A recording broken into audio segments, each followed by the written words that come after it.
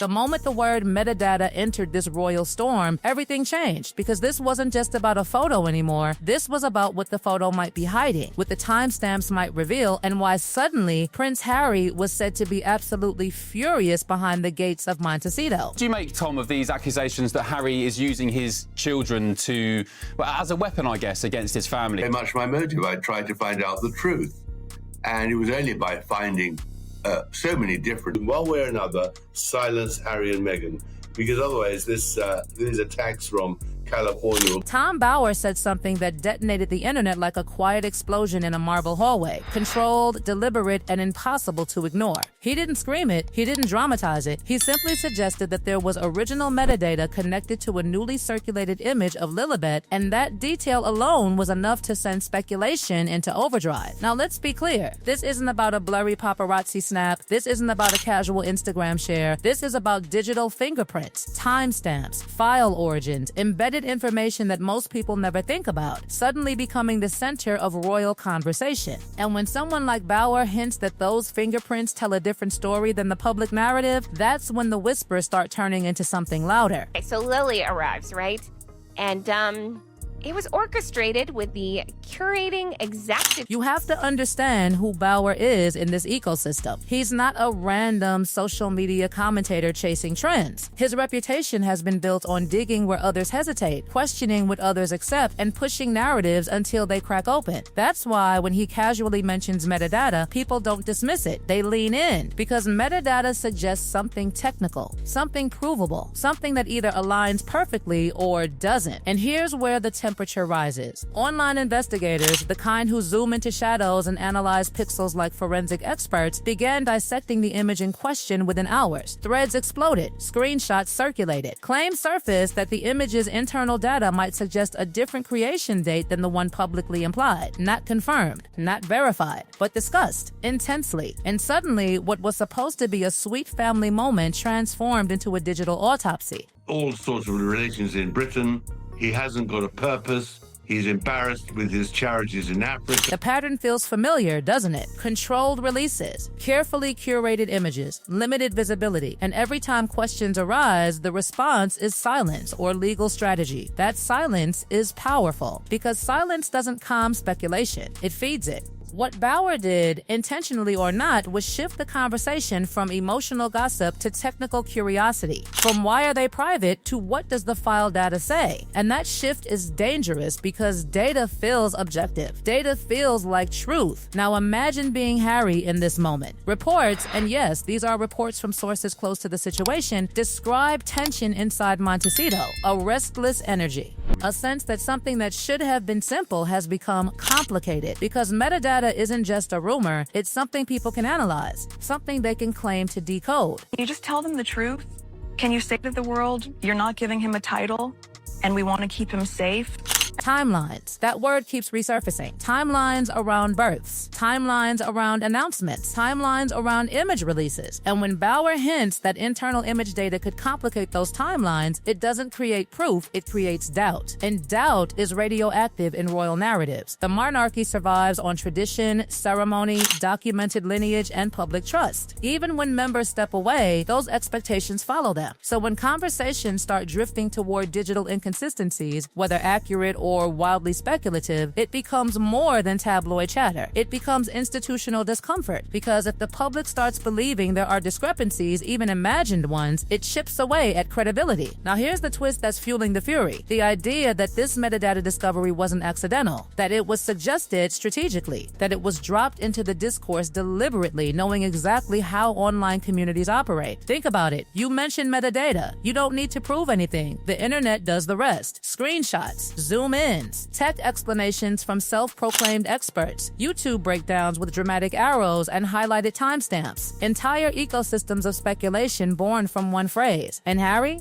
According to those observing closely, he's exhausted by the cycle, because from his perspective, every time his children are mentioned in a controversy, it reopens wounds he thought he had escaped by leaving the royal machine. There's another layer here people aren't talking about loudly, but it's there. Money. The Sussex brand is built on storytelling, on authenticity, on curated vulnerability. Netflix, books, interviews. carefully produced glimpses into their life. And when any piece of that narrative feels questioned, even indirectly, it threatens the integrity of the brand. Because if audiences start asking what else doesn't align, that question spreads. The pressure isn't just emotional, it's financial. Massive property, security costs, lifestyle expectations, deals that rely on public interest and trust. When speculation trends globally, it's not just embarrassing, it's destabilizing. And inside that mansion in Montecito, insiders suggest the atmosphere has shifted. Harry reportedly monitors coverage more than ever. He watches the conversations unfold. He sees the thumbnails. He reads the comments. He knows that once metadata becomes a trending topic, it doesn't disappear quietly. Meanwhile, Meghan is said to be handling this differently, strategically, quietly, through channels that don't make noise publicly but work behind the scenes. Because the more directly you respond to speculation, the more oxygen you give it. But ignoring it, that has consequences too. Because the longer questions hang unanswered, the more they solidify into assumed truths in the minds of certain audiences. There's something else fueling this fire: the distance, the visible absence of extended royal interactions, the lack of spontaneous family moments captured naturally. Everything that does surface feels deliberate, polished, approved, which isn't wrong. Many celebrities protect their children fiercely, but in a royal context where lineage and documentation have historical weight, even normal privacy choices get magnified. So when Bauer hints at metadata, a technical element that suggests timing, it intersects with an already existing undercurrent of timeline discussions. And suddenly, this isn't just about a photo. It's about narrative control. It's about who owns the story. It's about whether the public feels informed or managed. Harry has spent years trying to escape feeling managed. He's spoken openly about media distortion, about narrative manipulation, about the trauma of losing control of his own story. And now, ironically, he finds himself accused by online communities, at least, of overmanaging his own. That contradiction stings. Sources said the emotional toll is visible, not explosive anger, not dramatic scenes, but a simmering frustration. Because from his perspective, this isn't investigative journalism, it's intrusion. But from Bauer's perspective, or at least from those who follow his style, this is pattern analysis, questioning inconsistencies, looking at digital footprints, two completely different lenses, and the collision between those lenses is what makes this moment combustible. And here's what makes it even more volatile. Once technical doubt enters a public conversation, it's incredibly hard to erase. You can deny it, you can ignore it, you can threaten legal action, but screenshots of file properties live forever. Even if the analysis is flawed, even if the metadata interpretations are misunderstood, the narrative becomes what if, and what if is the most powerful phrase in gossip culture. So where does this go next? There are only two directions. One, silence continues. The story eventually loses momentum. Another controversy replaces it. The internet moves on. Two, clarification arrives. Technical explanations, verified timelines, transparent breakdowns that either confirm or dismantle the speculation. But that second path carries risk, because engaging means validating that the question deserved attention in the first place. Right now, tension sits in that space between engagement and silence, and every day that passes without resolution, official or otherwise, allows the metadata theory to evolve. Not because it's proven, but because it's unanswered. And unanswered questions, especially in royal history, have a way of lingering for decades. Here's the thing nobody wants to say out loud. This was never just about metadata. It was about control.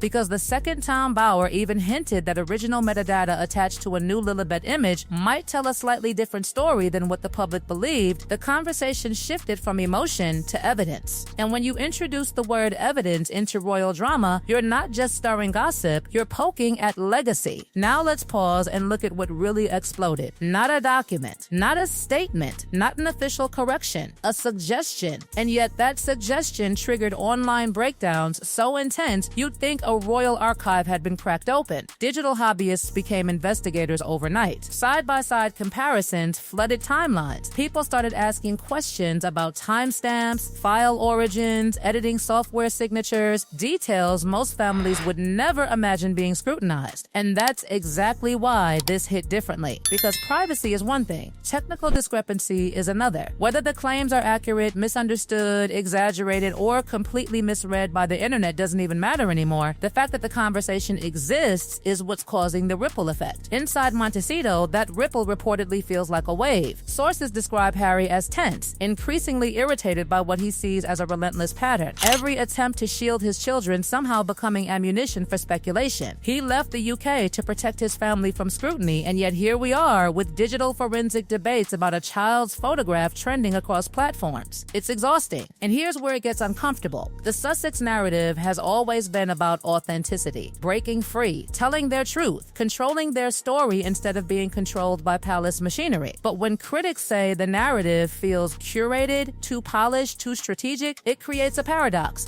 Because now the same independence that once looked empowering is being interpreted by some as orchestration. That's not a fact. That's perception. And perception is everything in modern royalty. There's also something deeper happening beneath the surface of this metadata storm, a battle over credibility. Bauer's reputation is built on persistence. He has a history of digging into powerful figures, dissecting public personas, and questioning inconsistencies. Whether people agree with him or not, his name carries weight in certain circles. So when he uses language that implies digital documentation exists, it gives online communities permission to amplify. It doesn't prove anything, but it legitimizes curiosity. And once curiosity becomes viral, it's almost impossible to contain. Meanwhile, the monarchy itself sits in a delicate position. There's already distance between Harry's household and the wider royal family. Public appearances together are rare. Casual interactions are non-existent. Every image released by either side feels intentional, and that distance fuels theories, because when you combine limited family interaction, carefully staged photos, tight control over visibility, and now alleged metadata questions, you get a perfect storm of suspicion, even if that suspicion is built on misunderstanding. Even if the metadata interpretation is flawed, the narrative writes itself. There's another layer most people overlook: digital literacy. The majority of the internet doesn't fully understand how metadata works. Files can be resaved, platforms can strip original timestamps, edits can generate new creation dates, screenshots can alter data entirely. But once someone claims original metadata was found, nuance disappears. It becomes binary, true or false, real or fake. And that simplification is dangerous, because once camps form, they don't dissolve easily. Harry, according to insiders, is especially sensitive to anything involving his children's legitimacy or timeline speculation. His entire adult life has been shaped by media narratives he felt powerless to control. So when a digital detail, real or misinterpreted, becomes global discussion, it strikes at the heart of what he believes he escaped. There's frustration, there's defensiveness, and there's reportedly a deep sense of betrayal, not necessarily from Bauer himself, but from the ecosystem that thrives on dissecting his family. But here's the uncomfortable truth. The more aggressively something is protected, the more aggressively people try to access it. Meghan's strategy, from what's being observed, remains composed and calculated. Legal teams are alert. Monitoring is constant. Not dramatic public rebuttals, but quiet containment. The problem? Containment doesn't erase screenshots. Containment doesn't silence Reddit threads. Containment doesn't stop YouTube breakdowns with bold arrows pointing to supposed timestamp inconsistencies. In fact, sometimes legal posture only confirms to skeptics that something significant exists. It becomes a chess match. Silence versus speculation. Control versus curiosity. And in the middle of it all, a child's image that was likely meant to be innocent. The saddest element in this entire saga is how far removed it is from normal life. Most families post a photo. Friends comment hearts. The moment passes. But when you're born into royalty, even adjacent royalty, nothing is simple.